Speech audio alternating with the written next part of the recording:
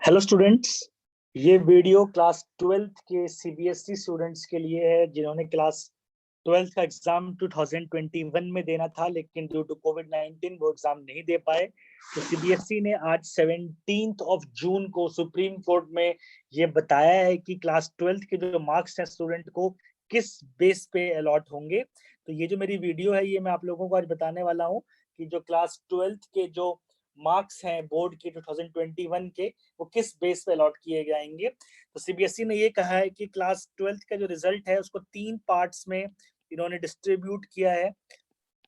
और 3 पार्ट्स कौन कौन से? जो फर्स्ट पार्ट है क्लास 12th के बेस पे एग्जाम में रिजल्ट दिया जाएगा, कुछ क्लास 11th की वेटेज लगेगी और कुछ वेटेज क्लास 10th की लगेगी। तो यही हम जानने की कोशिश करेंगे इस वीडियो में कि किस बेस पे किया गया है। तो सबसे पहले देखिए क्या है कि क्लास 12th का जो 40% वेटेज इन्होंने लिया है आउट ऑफ 100%, इन्होंने जो 3 पार्ट में डिस्ट्रीब्यूट किया है 40 30 30। क्लास 12th को 40% क्राइटेरिया वेटेज दी गई है, क्लास 11th को 30% दिया गया है और क्लास 10th को 30% दिया गया है। और अब हम ये जानेंगे कि क्लास 12th के किस बेस पे 40 दिए जाएंगे, क्लास 11th को 30 किस बेस पे दिया जा रहा है और क्लास 10th को 30% किस बेस पे दिया जा रहा है।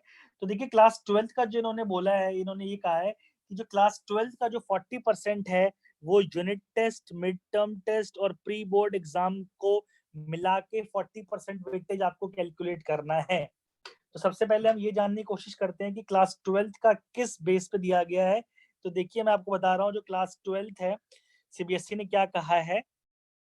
The computation of theory marks of class 12th will be based on the performance in one or more unit test, midterm, pre-board, theory examination। सबसे पहले आप ये जानने की कोशिश करेंगे कि जितनी भी यहाँ पे बात होगी वो थ्योरी एग्जामिनेशन की बात होगी, प्रैक्टिकल इसमें इंक्लूड नहीं है। फिर एक बात और कहा हुआ है, for example if the committee consider that only the pre board exam may be taken for consideration, then a full weightage can be given to that component।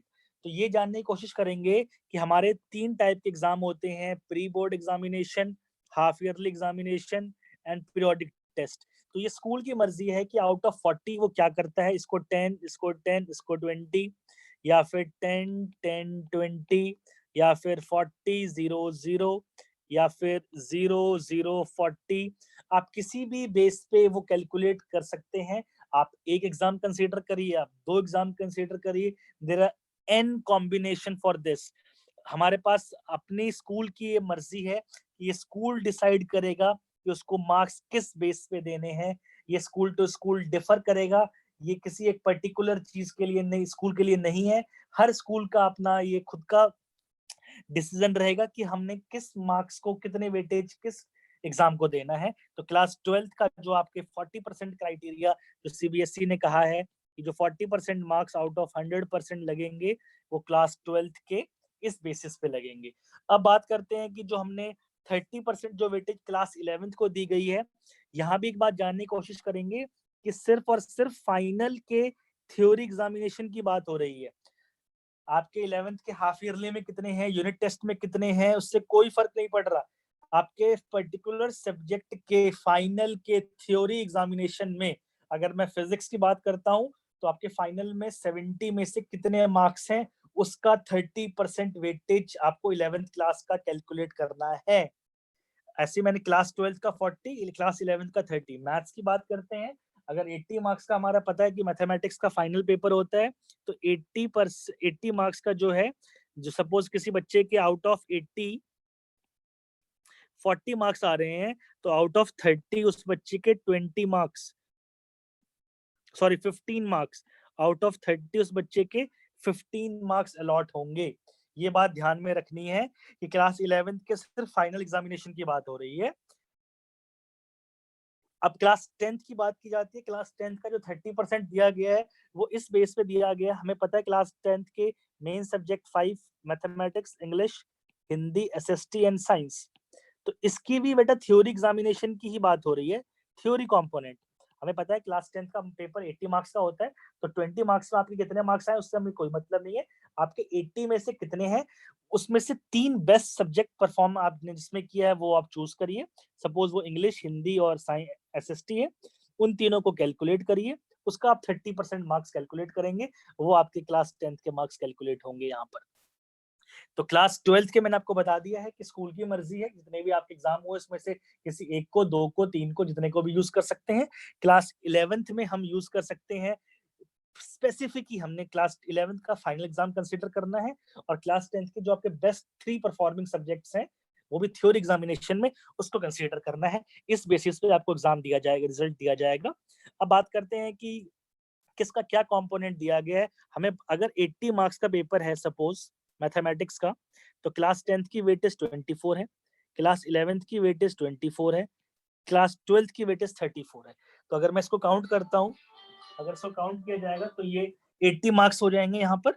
Similarly अगर मैं यहाँ प्रैक्टिकल को कैलकुलेट करता हूँ तो 80 + 20 यहाँ पे हमारे पास 100 हो जाएगा। तो क्लास 10th 24 ही रहेगा, क्लास 11 24 रहेगा, क्योंकि प्रैक्टिकल 20 मार्क्स का है, तो 32 + 20 52 मार्क्स हो जाएगा। बात करते हैं फिजिक्स, केमिस्ट्री, बायोलॉजी की।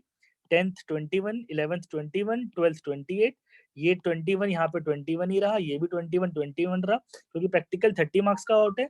28 + 30 58। 60 मार्क्स फाइन आर्ट्स की बात करते हैं, तो फाइन आर्ट्स के भी ये कंपोनेंट दिए गए हैं। 30 मार्क्स बात करते हैं हम हिंदुस्तानी म्यूजिक वोकल, तो 9 9 12, क्योंकि 12 70 मार्क्स का प्रैक्टिकल होता है, तो 12 + 70 = 82। तो इस बेसिस पे सीबीएसई ने कहा है कि आपको मार्क्स अपलोड करना है क्लास 12th का। अब बात करते हैं कि मैंने आप लोगों को ये बता दिया है कि क्लास 12th का जो थ्योरी मार्क्स है वो किस बेस पे दिया जाएगा। क्लास 11th का ही बता चुका हूँ, सीबीएसई ने क्लास 10th का ही बता दिया है, तो ये मैंने आपको तीनों आप कंफर्म कर चुका हूँ। अब एक कमेटी यहाँ पे सीबीएसई ने बनाने के लिए कहा है कि स्कूल में 5 टीचर्स कमेटी बनानी है, 5 मेंबर्स की। इसके बारे में सीबीएसई ने अभी नहीं बताया है कि वो मेंबर कौन से होंगे। स्पेसिफिक ही है कि कुछ कोई भी टीचर हो सकते हैं 5, लेकिन इसमें हमने एक्सटर्नल टीचर नहीं लेने हैं, एक्सटर्नल टीचर का कोई भी रोल नहीं रहेगा यहाँ पर। उसके बाद यहाँ पे एक दो चीजें हमें और जानने की कोशिश करना है कि सीबीएसई ने इस बार स्कूल को क्या कहा है कि आपने जैसे 10th में कहा था कि प्रीवियस 3 ईयर के जो आपका बेस्ट रिजल्ट होगा वो आप कंसीडर करेंगे, जो भी रहेगा उस बेस्ट रिजल्ट में से एक साल को आप रेफरेंस ईयर कंसीडर करेंगे। उस रेफरेंस ईयर में आप स्पेसिफिक सब्जेक्ट में ±5 मार्क्स की मॉडरेशन कर सकते हैं। जैसे 10th में भी कहा था, सेम 12th में भी कहा गया है कि आप ±5 मार्क्स की मॉडरेशन कर सकते हैं। साथ में यहाँ पे 12th में एक बहुत अच्छी चीज दी गई है कि 10th में क्या कहा गया था कि रेफरेंस ईयर में जो आपका रिजल्ट है, इस साल का रिजल्ट उससे ज्यादा नहीं होना चाहिए, लेकिन 12th में सीबीएसई ने कहा है कि आप 2 मार्क्स रिजल्ट में मॉडरेशन कर सकते हैं। अगर आपका सपोज रेफरेंस ईयर में 78% रिजल्ट है स्कूल का, तो इस साल आपका रिजल्ट आप 80% शो कर सकते हैं। अगर रेफरेंस ईयर में आपके फिजिक्स में बच्चे के 78% आपका एवरेज है, तो आप उसमें ±5 का मॉडरेशन करके 72 टू 83 के मार्क्स के बीच में आप मार्क्स दे सकते हैं। तो यहाँ पे स्पेसिफिक सब्जेक्ट का मॉडरेशन ±5 है, और ओवरऑल एवरेज का +2 मार्क्स दिया गया है। +2 मार्क्स का आपको सीबीएसई ने कहा है आप कर सकते हैं। साथ में सीबीएसई ने एक और चीज कही है कि आप जुलाई एंड 31 जुलाई तक आपको रिजल्ट यहाँ पे देना पड़ेगा बच्चों को। ये भी एक इंफॉर्मेशन है हमारे पास। और एक और चीज है कि अगर कोई बच्चा चाहता है कि हमारा जो रिजल्ट है वो अच्छा नहीं है, मैं 97-98% एक्सपेक्ट कर रहा हूँ, लेकिन मेरा ड्यू टू जो भी हमारा ये लॉ है, पॉलिसी आई है, उसमें 80-85% पे रह जाते हैं, तो आप क्या कर सकते हैं, आप बाद में एग्जाम दे सकते हैं जब कंडीशन कंड्यूसिव होगी। कोई कोविड-19 के कारण अभी कोई एग्जाम नहीं हो रहे, तो आप बाद में एग्जाम दे सकते हैं। तो ये एक सीबीएसई ने कहा है, ये एक इंपॉर्टेंट चीज है जो आप लोगों को जानने की जरूरत है। अच्छा, अगर सपोज कोई बच्चा फेल हो जाता है, तो सीबीएसई ने उनको लिए कंपार्टमेंट एग्जामिनेशन के लिए कहा है, जो एसेंशियल रिपीट है या फिर कंपार्टमेंट एग्जाम जो भी रहता है। अगर आप 2 सब्जेक्ट में फेल हो जाते हैं तो वहाँ तो एसेंशियल रिपीट ही रहेगा वहाँ पे, और अगर आप एक सब्जेक्ट में फेल हैं तो आपका कंपार्टमेंट एग्जामिनेशन रहेगा। और ये जो प्राइवेट बच्चे के पत्राचार, जो सेकंड क्लास कंपार्टमेंट वाले बच्चे हैं, ये इन्होंने जो the details will be notified in due course, इसका मतलब अभी इनके बारे में कोई भी इंफॉर्मेशन नहीं आई है। तो यहाँ पे जो सीबीएसई की जो रिजल्ट का क्राइटेरिया है वो दे दिया है। क्लास 12th का जो 40% है, क्लास 11 30%, क्लास 10 30%। तो इस बेसिस पे जो क्लास 12th का रिजल्ट आएगा वो आप सभी को दिया जाएगा। अगर आपके मन में अभी भी कोई डाउट्स है, कोई क्वेश्चन आप पूछना चाहते हैं, तो आप मेरे चैनल पे कमेंट बॉक्स में डाल सकते हैं, मैं आपके पास रिवर्ट बैक तुरंत ही करूंगा। Thank you.